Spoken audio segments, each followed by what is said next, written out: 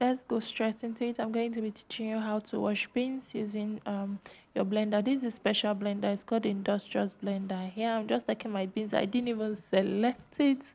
I just took my beans and put into water. I think it's about a cup of beans into a full water. You can add more if you want. Then I cover it. Is a sensor blender, so you have to actually cover it and make sure it locks well. This blender I highly recommend because of this is not a blade, it's more of a whip. So I let it just whip the beans for about 2 minutes, and it kind of foamed. It didn't grind it at all, it kind of foamed up well.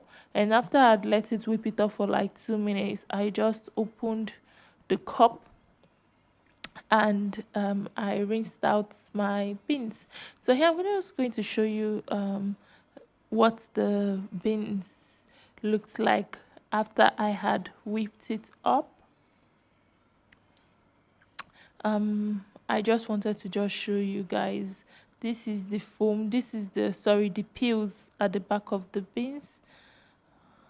And when I poured the beans out and put water, you can see these beans after whipping for just 2 minutes, it is 90% all peeled off. If I rinse this one more time with just water, it is perfect. Love you guys.